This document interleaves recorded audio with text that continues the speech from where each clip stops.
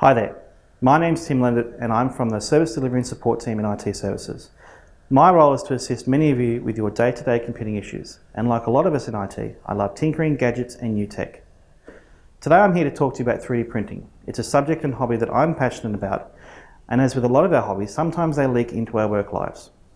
3D printing isn't as new as you might think. It began in the early 80s, but it wasn't until 2009 that 3D printers became commercially available. In 2012, a crowdfunding campaign generated popularity, and as a result, 3D printing technology became much more affordable. Simply put, 3D printing is the process of converting a 3D computer model into a physical object. The material is usually a plastic and is laid down layer by layer by melting and extruding it through a hot moving nozzle.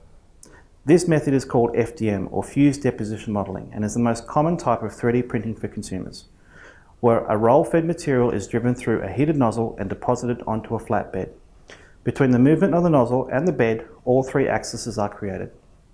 FDM printing also allows for adding 2 or more heated nozzles to the printer for multiple colours or different filaments to be used in a single object. 2 other methods of printing are stereolithography, called SLA, and selective layer sintering, or SLS. Both of these methods involve a container of material and projecting a laser or UV light into the container to create the product. SLA and SLS methods allow for much bigger items to be printed at a higher level of detail. However, they are limited to a single material per print and can be expensive to maintain and operate. It's not only plain plastic that can be used in printers. There's a growing range of filaments and materials that are becoming more available. There's transparent filaments, conductive filaments that can be used in embedded electronics, some infused with metals like iron, which allows it to be magnetic, or rust. There's copper and aluminium filled as well. Carbon fibre and nylon filaments give added strength. Glow-in-the-dark phosphorus and thermochromatic filaments that change colour. Dissolvable filaments for more complex designs with hollow interiors. Flexible filaments that can be used for soft applications, and even wood infused. And finally, food-safe plastics like PETG, which is the same material that soft drink bottles are made from. There's even an emerging method for 3D printing food, ceramics and concrete. Most 3D printing is done with 2 main types of plastic though. A bioplastic called PLA, which is polylactic acid, being the most popular because it's easy of printing.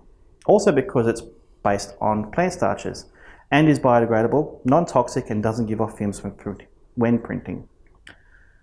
The other is a petroleum-based plastic called ABS. ABS is a very common plastic that can be found almost anywhere. Lego is made from it, as are hard hats and some computer parts. ABS is generally a bit tougher and can handle being used in more extreme environments as it is more heat tolerant and doesn't degrade outdoors. It is, however, a little harder to use in a 3D printer as a heated bed and sometimes a heated chamber is needed, and it also produces some fumes. Here at the university we have around a dozen 3D printers across our campuses in many of the schools and research areas. ACES, or the ARC Centre for Excellence for Electromaterial Science, and across the Australian Centre for Research on Separation Science, use 3D printers to prototype methods for testing the environment around us, like soil nitrate testing, and working with fluid dynamics on a micron level. Last year, a PhD student won first prize at the International Symposium on High Performance Liquid Phase Separation and Related Techniques. The Faculty of Law are researching the legal barriers of 3D printing. Architecture and the Faculty of the Arts use them for scale modelling of project student works. They even run a course in 3D modelling and 3D printing. IMAS and the AMC use them to develop and prototype parts for scientific equipment to use in marine research environments. One of the most exciting fields that 3D printers have entered into is that of health and medical research. 3D printed replacement body parts using the patient's own cells are being made in a fraction of the time and cost of previously engineered parts. My favourite space in 3D printing is linking people with 3D printers with children with a need for prosthetics. Child prosthetics can grow upwards of $8,000 and are quickly outgrown.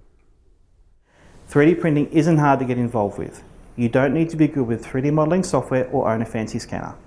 There are many communities online creating and sharing thousands of models from decorative things to functional.